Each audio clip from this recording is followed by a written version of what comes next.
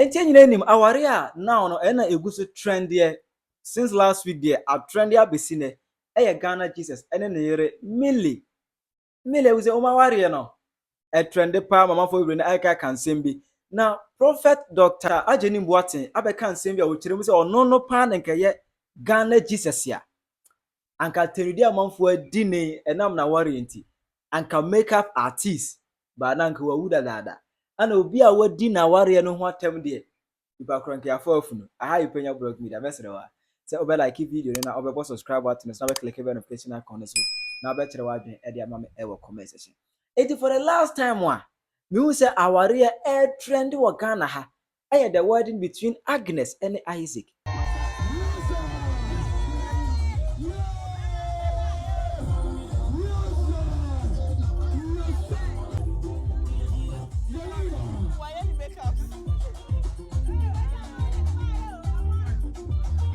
Ebusia sa aware we Sena Agnes ni akukodura nka wale nka maso. I tell you TikTokers ejijire mu baboso ebusiampe nyimfo mo TikTokers baboso ejijire mu wo fafo mo go TikTok app so wo fafo ejijire so mo awale we maso na dia Isaac honye fe oye kasongo enti ma Agnes nware no obi enya ne dofo wo ye kasongo say the next awaria social media no so esabeji the wedding between Ghana Jesus and the Dofopa Ajwa.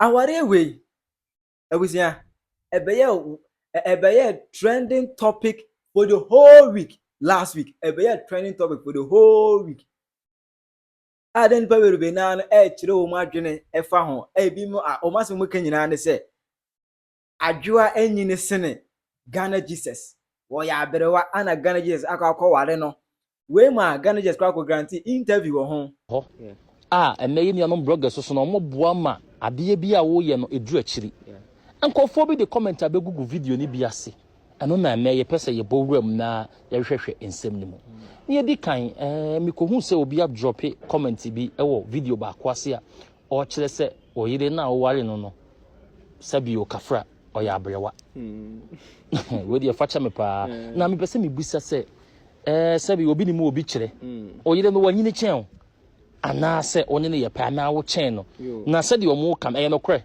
o wale abrewa na me da siminua emi say ya nkasa ya kan comment ni bia na I think say comment we aboa my honeymoon na ye de comment ni mo aboa ma honeymoon no I tell you na me nkasa ani misira masere no enti omo no de na omo no kan no de say enye me nkasa ma se da sere ne pa wasere oba no awurade a ada iti mitimi sere na no ayemobo an say Ghana ha no unemployment no so okay nti ye won crofo bi wo ho a omo de 247 ombenya nanka da bia sem wo media no so no kura ne phone na wo comment onwene kwan a wono obefa so obebeta ono na brabo okay odisa na afiko na afiko na afiaba no ne nam ho sa comment ya wo kan mi anga sa mahu bi na wo hu mahu bebre obi kura timi ka se kasongo na mi ko hu obi se kasongo lady na me click ni picture no okay bra ko hwe ni profile pic no bra na wo hwe oba bi a wono fere obi kasongo a na utimi se brother Samika se o si ni perform na cancel phone nti esa na ye de asere okay mi ankasa efie hɔ deɛ no sɛ wohwɛ ya ana na wodi chiame nti na wo mɛyɛ me bufu kwan bi so. Oh, okay. Unse oba na ankasa mi hia no me hu so ay makeups da. Oh, you're natural. Yes. Okay. Onye makeups da. Despite say owo acne, the unfair pimples no. Okay. Won anim. But no mpo no. Uhu na hu say yes. Oba na eba. Beautiful lady onye. Enti eba say ye ntotoye no. Ana o si di obeye ni makeup no. Ene yese bibi the bridal wig ni ade no ka price bi mpese me de betu dwa. Price ne keke ne hye mabufu. Say etiri nwi keke ni makeup no so waje sika ben no. Wow. Ana o si oh. Saa na obi a yo. Bro makeup no nko ano ne bridal wig no sika na waje no me ka kire wan hwa obubefu. Wow. Wow. Enti akwaya fashion bi ene ma ne nyina kwa wade a omo ye nti. But me no. Is a Ghana nko na awara yeso kwa chire nsem. Oh, me yere nyesa no ho nyefe. Ne ho ofe. Na ye makeup artist ne de ehwamo. Ye makeup artist. Enti ne ba kro ya that makeup we ye beauty hub. On TikTok, na ye this particular makeup is omodi bibi blue bi kwa tali na ni so se okra o se o edi ebe yo at the end go we na se oba na ye bibibi. Oba na ye bibibi. Ema TikTokers no bi kwa no me concern ebe ke kan wadwen kire makeup artist we wan try. Ghana Jesus. Sister, one ne lady no nyi sa o. Uko her sister ne picture. Picture ye bi na that's her. Very beautiful lady. Ba sa makeup te boli manimu foi.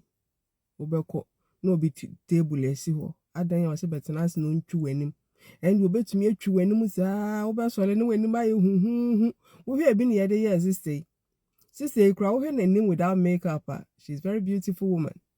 But ti boli menim foi na ma sister nenim ayesa. Madam no ho ofe oye kokoro a very beautiful woman. Nenim dua kra wanfa makeup anye nenim on that day kra na nka menim say nenim no very beautiful. Obetumi de aye de ode beye, obetumi de aye occasion very beautiful. Na ti boli menim foi. Na esanso emebu wo ho a or no person or corner yes nenim, you know this makeup foi.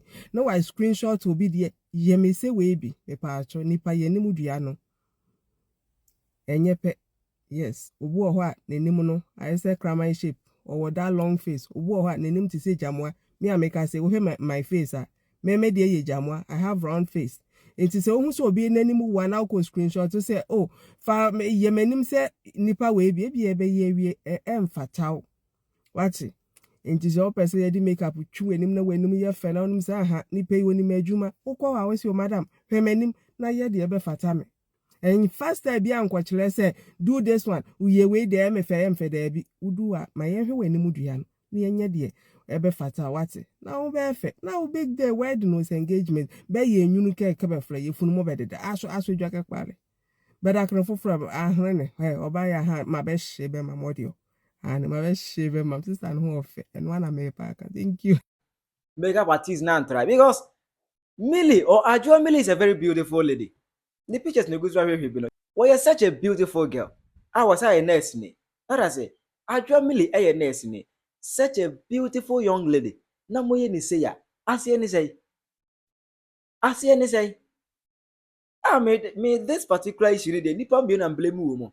But okay, makeup artist, makeup phone or yeah no. And about see about take this particular picture because picture where buy you know. And I'm mama for be na kasi oba no nya fe and oba na see na bere one then ain't random pictures we try na see nyina o mu nya picture bia and post say this particular picture. Enipa downfall of people any pe. The pictures we try nyina o mu nya picture bia and post say this particular picture. And picture kra me nsa kan ye no. As there be. The more than yafe. My picture nyafe kakra. And I took my time to beautify the picture. What I say? A picture that doesn't know who. Nya bo tres yes the picture you na post utwa you na wo the camera. Enkaye anim go ase yense ni pedini kwanga na fomo ya de ho. Yense ni pedini. Ana mo ya de wo ho. Na sans ensem ya ekosi. Ana Prophet Dr. Ajenim Boateng efre Ghana Jesus and wife etutu omo fushi omo dense omo nya abotre nse ma kama for kan de ma mfi wo mu eho no ko ya tum se enye se oye nyame nipa ana senka on ye Ghana Jesus ya at this particular point and go go nsia abo makeup artist ni dua that's it. Yes, the Obano na say na man for ye kasunguni ade na ha no. Okay. Yeah, met catch them in a food travel the mop of the Sabi, Uhu Obama, one and a hoye of it. A unipana walking. And I mess up around a program and semi baby. And then by and when you course we are, and in fact, with him. Senka, and yet so for Juma me. And I come here or Henry, no qua. I can look up with sound in Kunyas. And they are drawing beer or can be beer. And I depend on your bakers, no come as I don't One cry the actually only say or the say filter said the as I saw me in the tune and so and I was said that zoom me into a bar said a man for a makeup artist in a yard. Anna or no this picture and I bet to watch saying I know about anything and I mean put my ye. You win a mechanic and say, when I say so, I down for no say sometimes about your uncle football. We see winning warm. As almost war, but no more say what I did. And Nama made two for say, Nipa and Nama situation or say it's so. Because Nipa be our best begin the one or the from papa, bra, sister, mother, baby. Because a mom, the year corner, and the best Andre and I say, Mr. Quamukui, the woman in the home with Nipa.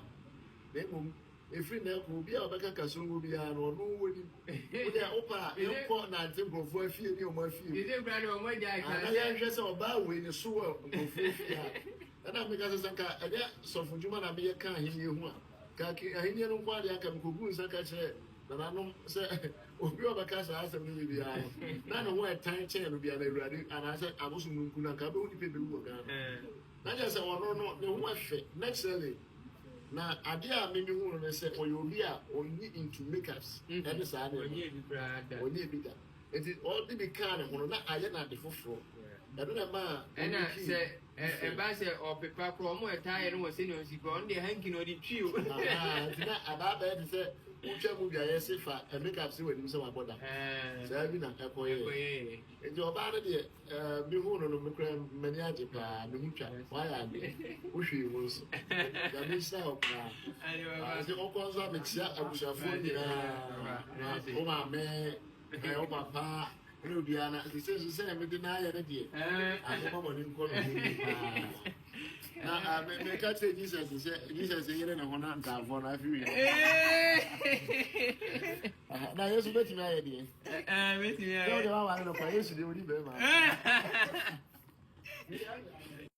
asa bobi a wodi di na yiri na temko besa bubia ebusi anya asem kuma because makeup artist in fact one try makeup artist na try Yip Beauty Hub woman try because adi blue no mo tie na nti kura no na for day what is the purpose of that thing day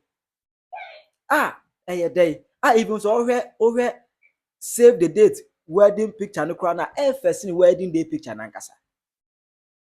Save the date picture. First the wedding day picture. Let the name such a beautiful young lady without filter, without makeup. Name more fair no one fair. Come. Such a beautiful young girl. Mom here do be a year at temokwa. Makeup artist for. Muye bo gara ho. Muye bi e kan no modwa. Muye bi na munya botre. Ete wo zemet na kire wadwo comment section. Ghana Jesus Nigeria no mesre monya kasongo. Ne ho ofe pa na wedding day na neme bia nkoyie. Ne ho ofe ankasa. But wedding day and then maybe go chire ngwa say na downfall pane makeup artist no e dey say hwe ni wa downfall hwe mu ye na nya downfall bia na pe wa asem wo beta kire wa dwene e wo comment section aha ye Penyah blog media bakra.